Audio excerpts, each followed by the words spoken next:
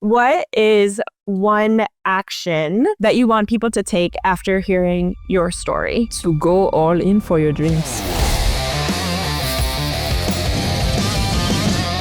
Hi, everyone. I'm Ashley Kane. And I'm Danny Arovich. Together, we're your hosts for Making It to Milan. Let's jump in. Today, I'm speaking with Sabrina Wanjiku Simader. She made history as Kenya's first female Winter Olympian and first alpine skier at the 2018 Olympic Games. She is also the first Kenyan woman to participate in an Alpine World Cup and an Alpine World Championships. Thank you so much to Sabrina for joining us today. Thank you. Pleasure for the invitation. To start, how did you first get involved in skiing? Because of my stepdad. He had a small ski lift. He was the chairman of a small mountain called Hansberg. And there I get in touch into skiing and the winter. What were you like as a little kid? Did you have a lot of energy? What really drew you to the sport as a young kid? Yes, I had a lot of energy. I loved moving my body to playfully. I've done a lot of different sports. I've made judo. Skiing, biking. And also ballet for 2 years. So for my parents, it was always important to do a lot of sports and to choose which is my favorite. And I end up with skiing. I came from a skating family, and my parents actually ended up being my coaches my whole career. And they put me in a ton of different sports when I was younger as well to see what I would want to pick. And I think a lot of people thought, oh, she picked figure skating because that's what her family did. But because they gave me so many options, it allowed me to have that love for skating, which I'm sure you found for skiing on your own as well, which I think makes it even more special knowing that as a young kid, you were really drawn to it and chose to do it yourself. And that kind of fuels you every day that you get to do that sport. Did you have any role models when you were younger? Yeah, definitely. I mean, Lindsay Vonn was one of my biggest role models. She still is. Like, she's breaking boundaries and she's writing history. She's a legend. So. And you've had the chance to compete with her? Yeah, last season at the World Championships in Saalbach, she started right behind me, and that was a really, emotional moment for me. Did you share any special words with each other? Just short ones, because everyone is in the tunnel and focused. So what advice would you give your younger self? I feel like normally when we gain all this perspective from being in our sport for so long, we're able to look back and be like, wow, that young girl would be so proud of who I am today. Would you be able to give yourself any advice? Believe in yourself. Enjoy every moment, and don't put too much pressure on yourself. Just enjoy, have fun, and go for it. I think that's the key to really being present in your own career. And that belief is so important because it has to stem from that fire and passion in your own heart. So that belief on those hard training days, those long training days, is really crucial. What has it been like for you to be the first woman and person from Kenya to compete in alpine skiing at the Olympic level? It's so cool. I mean, I always love to be the first in something, to win. I have this winner mindset from the beginning on. So it's a big privilege for me. Wow.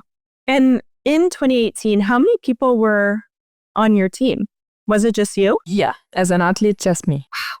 That's incredible. Yes. So when you walked out for the opening ceremonies, what did you feel? Goosebumps everywhere and so much joy. Incredible. Was there anything about that games that you still remember fully? The Korean food.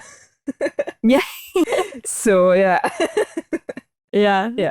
I love that about the eating hall, was that there was so many different cuisines. It was like, where am I going to eat today? Looking to Milan, I know that you've been training very hard, but you have run into a few roadblocks and you're trying to figure out if you will be able to compete. Can you tell me about that? Yeah, I mean, Milan was a long time my biggest goal, and everything what I do was for Milan to qualify, to prepare, and qualified in 3 disciplines. And it's and this summer I was quite frustrated and sad because I needed to make a hard decision to step back and to retire, because I need to set a healthy boundary, because I always tried to beg the Kenyans for support and everything. So over the 11 years I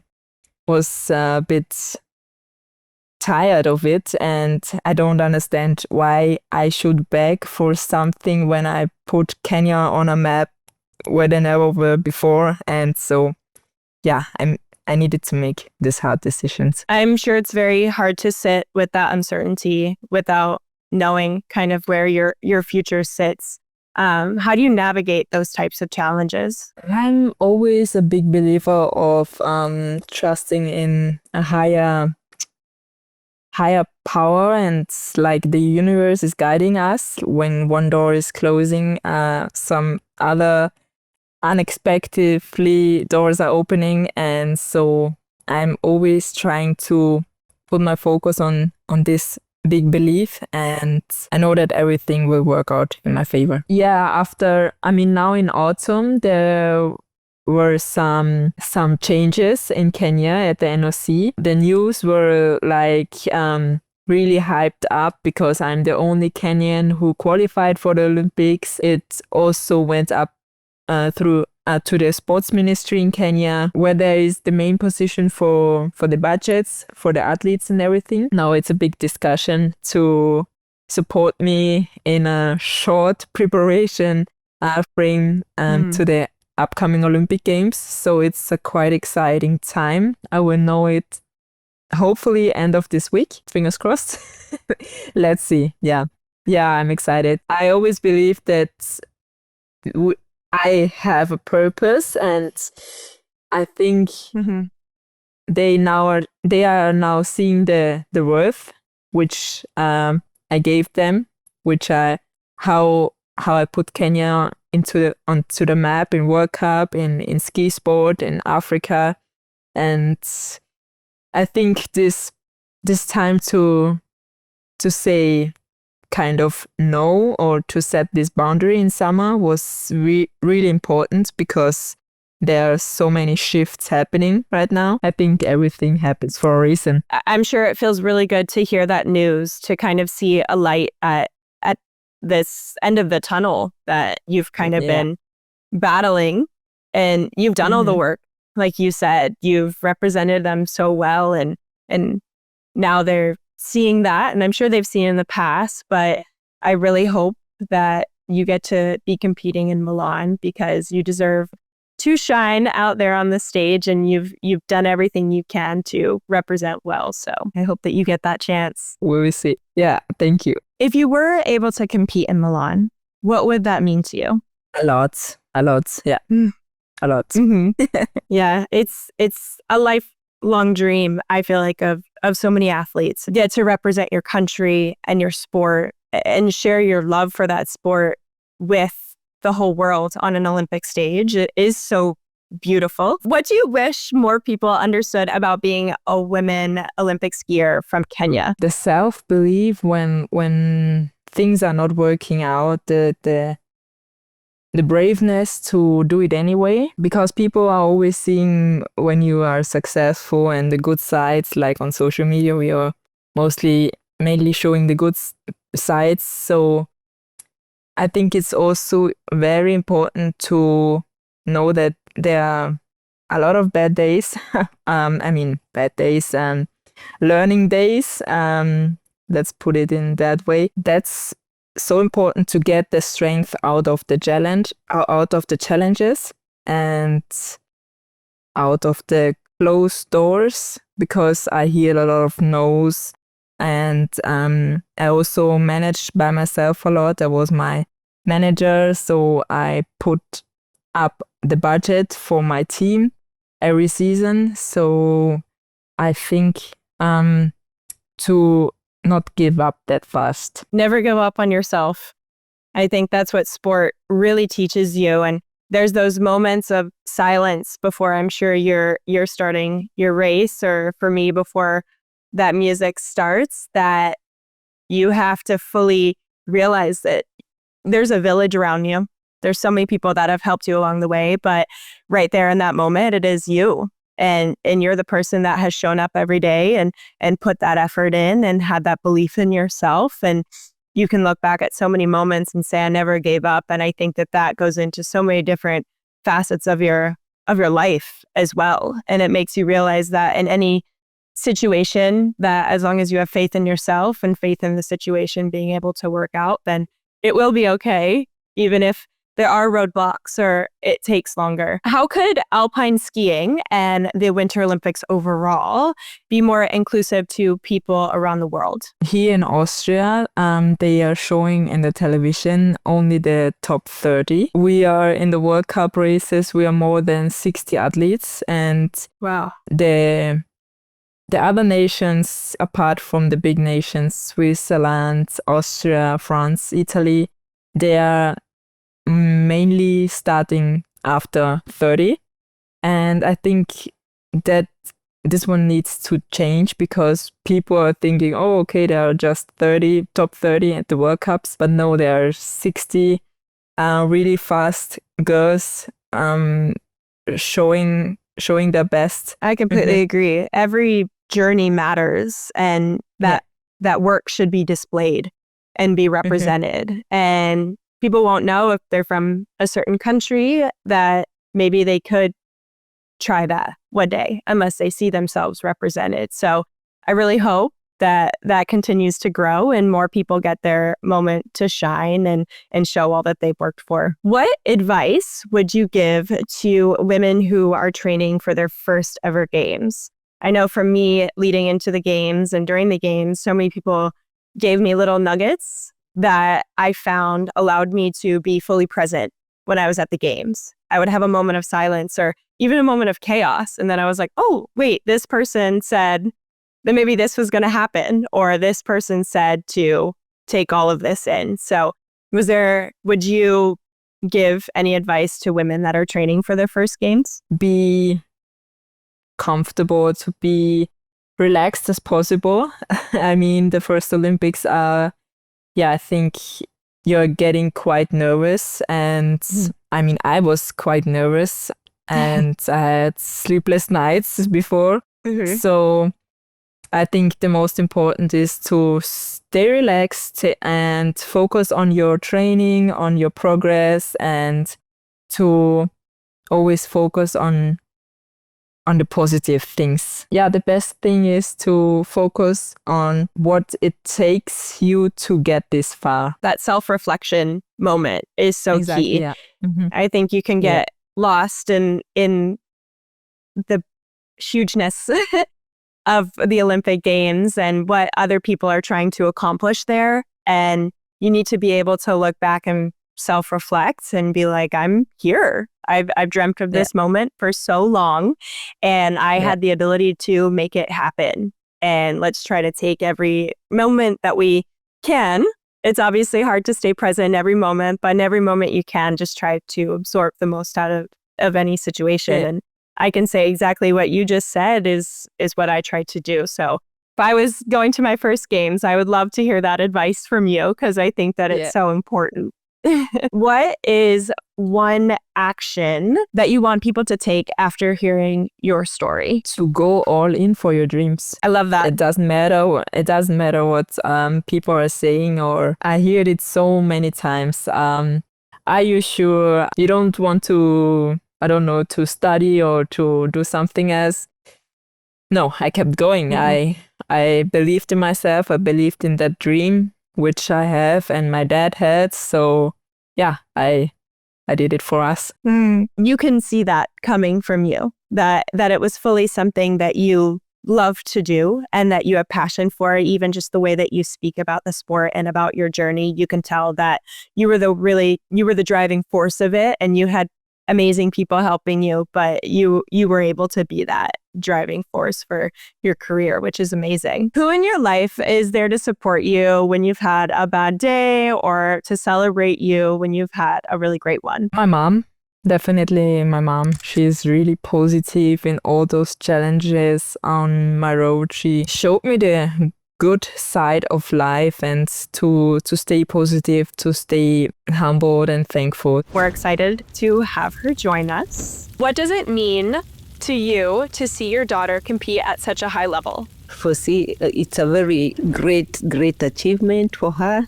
because she's working, she's giving a lot, she's doing a lot, training a lot, and she's giving everything so that she can be at the Olympics.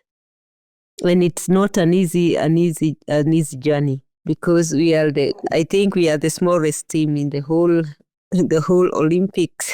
With only one trainer who is doing everything. Everything is not so easy, but she's trying to give her best. How do you support Sabrina when she's had a really tough race or a really hard training day? Every day I have to tell her every day is a new day. We start every day with new challenges, and she tries. At times it's not so easy, but I just tell her tomorrow is a new day. When you wake up with new energy and you can train, every day is different. Every day is a different day, and every day you'll get more challenges, and she's doing all her best. She gives her best every day. And you've obviously seen her through so many different pieces of her career. Wow, when I see her competing, wow. At times I'm very nervous until she comes to the finish line, and then I see she's there, and then this is the time I'm so happy for her, and then it is not an easy. So when I'm just there when she's starting, I'm just nervous until she comes to the finish line. But how do you celebrate with her in some of her biggest moments? Like when she's having normal races and she has won, we sit together and then we celebrate that day. But you cannot celebrate a lot, just a little, because you have to concentrate on the next races. But we celebrate, we sit together, and then maybe at times we drink Prosecco. But not so much because he doesn't drink alcohol, so just a little bit. And then we pray this day. We say, thank you, God, that this day it went so perfectly. And then she concentrate on the next races then. And when she needs words of encouragement right before she's going out and you need to give her a pep talk, what do you say? Before she's about to compete, I tell her what you can do at the moment is just to give your best, and you just go down and just you ski, you speed how you can, and don't think so much. Just think of the moment. The moment is yours, and then you just start, and you can only do what you have trained. And then when you are starting, you just go and give your best. Okay, now we are going to go into a rapid fire questionnaire. Number 1. What is your favorite winter sport to watch besides alpine skiing? Ice hockey. Also, figure skating. Yeah, it's also so cool. I mean, with the music and everything, yeah. There's so many components, but I could absolutely never be able to do what you do. Number 2, favorite women Olympians to watch besides yourself, if there's anybody else. Lindsey Vonn. I mean, Michaela Schifrin is also a huge idol and inspiration for me. 2 phenomenal women, and I'm sure it's always very cool to meet your idols. Yes, it is. Number 3, who do you most want cheering you on at a major competition? My mom. Has she had the opportunity to go to many competitions with you? Yeah, at the beginning of my career, quite often. So yeah. Number 4, what's the first thing you want to eat or drink after a major competition? A tea and a taco. Nice. I'm like, give me a cheeseburger or a pizza and I'm good to go. What is one word you would use to describe your training routine? High speed. What did a training day look like for you normally? Standing up quite early to go up the mountain for training, and for speed training, we trained, I think, 3 hours. So to build all this net and everything for the safety up, that this one takes a lot of time. And then we are going down from the mountain at around 11. Then we are having a lunch break. And in the afternoon, we are having physical training and we are analyzing the video of the ski training. So to progress and to get better. And then I'm talking with my serviceman about the skis, ski material, which we want to improve and which one we want to take for the next races or not. So I had around 30 skis. So you need to choose very wisely and to have a good feeling about the material, about the edges, about everything, and then going to sleep out. Yeah, and sleep. I feel like it's like rest, recovery, fuel, all those key things. It's always so fascinating to hear about other sports and how they train. I think even at the Olympic Games, going into the gym and seeing how all different athletes were training, I was like, oh, I can tell what you do and I can tell what sport you're doing. And then the figure skaters are doing what they're doing and like their off ice jumps and stuff. So it was like really fascinating just to see how different it was. We're all athletes, but how different our training is was really cool. Do you have a pump up song? AC/DC. Nice. Any AC/DC song or? TNT. Good one. Yeah. That is a really good pump up song. Do you have a show that helps you turn your brain off after a long training day or at a competition? You've come back to the room. Do you have anything that you watch? Last season, I watched a Netflix series, Emily in Paris. Oh, yeah. That's a good one to turn your brain off too and just look at the really cool outfits and how beautiful Paris is. And are you more of a morning or night person? Morning person. Do you feel like that's due to skiing, having to get up early and go up the mountain? I think so, yeah. But I feel so energized in the morning, so I always need to move my body and or meditate. Yeah, there's moments of silence before the day gets going and everybody else gets going are very nice to feel. Is there anything else that you would like to say to anybody watching you or that has supported you throughout your career? My mom again. I want to really thank her for being by my side all this roller coaster career. Did she ever give you a piece of advice that you always remember? They are always asking me, okay, how is your mom reacting when you're downhill racing because it's so risky and so dangerous? And I always say, oh no, she's saying go full gas. And then, because a lot of moms are afraid of the athletes and of their children's, but mine not. My parents are very similar. They're like, go all in. We know that you're in control and that you won't do anything reckless, but your full heart and your full emotions are going to be in every single time. So I think it just makes it exciting, hopefully, for them watching and watching you fully embrace what you're doing in that moment. Well, thank you so much for joining us today. And we can't wait to cheer you on in everything that you do. You have a full support team here at Flame Bearers and a big fan in me. So I'm excited to see what you do. Thank you. Thank you so much. Thank you for this wonderful podcast. Thank you for tuning into Flame Bearers Making It to Milan. If you like what you heard, please like, follow, and subscribe to Flame Bearers on YouTube and anywhere you get your favorite podcasts. Stay tuned as we bring you more behind-the-scenes stories of women athletes around the world training for the competition of a lifetime. See you next time on Making It to Milan.